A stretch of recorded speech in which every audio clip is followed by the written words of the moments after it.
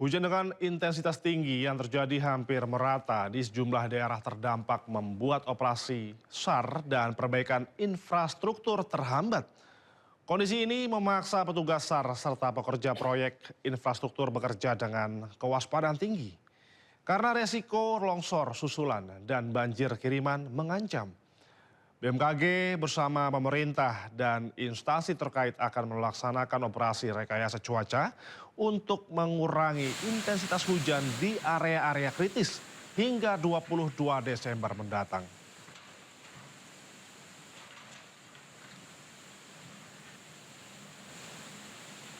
Ini melaksanakan operasi modifikasi cuaca sampai tanggal 22 Desember.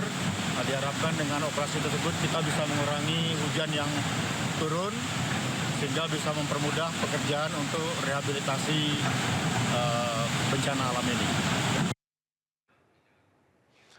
Puluhan abang beca di kawasan Aik Manis Kota Sibolga terpaksa berhenti total mencari nafkah selama 2 pekan terakhir. Hal ini terjadi setelah akses jalan di Murai tertimbun material longsor setinggi hampir 1 meter. Sejak banjir dan longsor melanda pekan lalu, para tukang beca tidak dapat keluar masuk permukiman.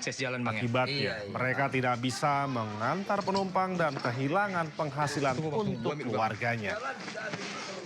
Konco Gori, salah satu abang beca warga Aik Manis, mengungkapkan bahwa mereka terpaksa mengandalkan makanan dari dapur umum selama 14 hari terakhir. Jalan tertutup total membuat mereka tidak bisa bekerja. Tim gabungan BPBD, TNI, dan Polri terus melakukan pembersihan material longsor untuk membuka akses jalan yang menghubungkan 43 rumah warga di kawasan terdampak. Lantaran tahu juga lah bengkel ya terpaksa lah.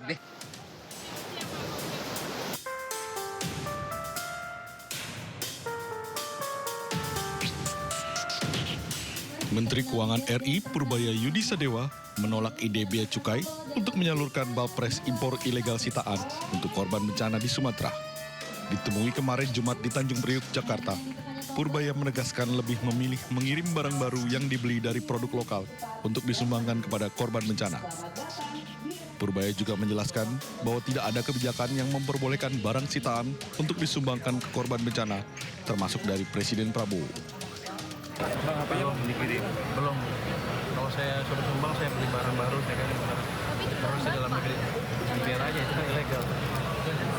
Paling nggak secara formal nggak ada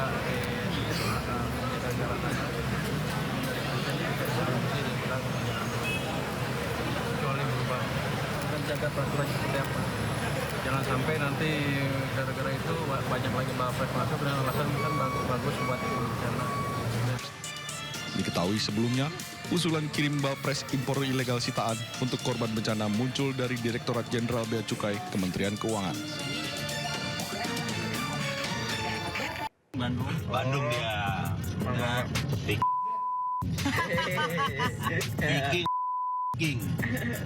Kata-kata hari ini, Bob.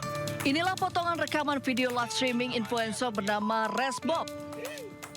Dalam potongan video, influencer tersebut menyatakan kata-kata sara terhadap suku Sunda serta supporter bola. Bandung dia. Tak hanya itu, si perekam juga menertawakan hinaan tersebut. Sama aja, tapi ya. Menanggapi hal tersebut, Wakil Gubernur Jawa Barat Erwan Setiawan geram. Erwan meminta pihak kepolisian untuk memproses serta menangkap pemilik akun, yaitu Resbob, karena sudah menyatakan ujaran kebencian terhadap suku Sunda. Saya terus terang, saya sebagai seorang yang terlahir dari suku Sunda, saya merasa sangat terhina, saya sangat marah. Saya berharap kepolisian segera menangkap orang tersebut karena ini sudah sara. Ini bisa memecah belah kesatuan bangsa. Bandung dia. Tak hanya Wakil Gubernur Jawa Barat, warganet asal suku Sunda juga geram dan marah dengan pernyataan sara dari influencer tersebut. Dari Bandung, Jawa Barat, Ervan David, iNews melaporkan. Saya masih tidak percaya sedikit pun hal itu, ucapan itu keluar dari mulut saya. Hal itu mustahil dan tidak masuk akal sama sekali bagi saya mengucapkan hal itu, apalagi terkait dengan suku Sunda. Ketidakpercayaan ini didasari karena saya sendiri memang lahir dari rahim seorang ibu yang orang Padang, suku Padang. Namun saya dididik sejak kecil umur 2 tahun, dibesarkan dengan kasih sayang seorang ibu sambung yang berdarah Sunda, tepatnya orang Tasikmalaya. Selain itu, saya juga dibimbing oleh kiai dan tokoh besar yang juga orang Sunda, orang Majalengka, yaitu Profesor Dr. Kiai Haji Asep Saifuddin Khalim. Oleh karena itu, saya sejak kecil hingga berumur 25 tahun saat ini belum pernah sedikit pun mempunyai masalah atau perselisihan dengan seluruh orang Sunda, dan tidak ada sedikit pun kebencian terhadap seluruh orang Sunda. Meskipun tidak didasari, saya sadar ucapan saya tersebut adalah hal yang sangat sensitif dan tidak ada alasan pembenaran terhadap hal itu. Hal tersebut itu di luar daripada kesadaran saya yang mengakibatkan ini adalah kecelakaan murni. Oleh karenanya, sekali lagi izinkan saya mohon maaf dunia akhirat, lahir batin yang setulus-tulusnya dan yang sebesar-besarnya.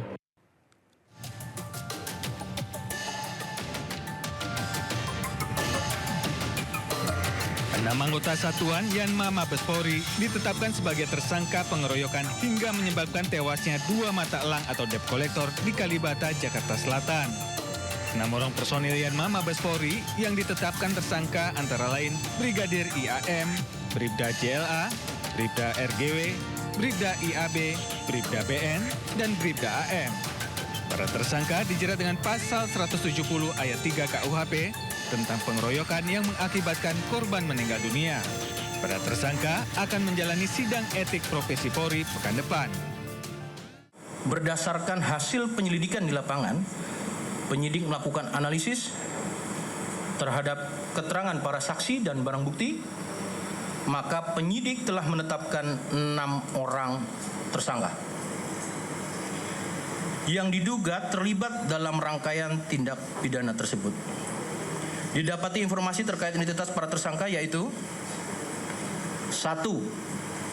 JLA, 2. RGW, 3. IAB, 4. IAM, 5.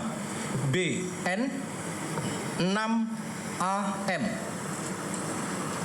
Perlu diketahui rekan-rekan dan kami informasikan, adapun ke-6 tersangka tersebut merupakan anggota dari Satuan Pelayanan Markas di Mabes Polri.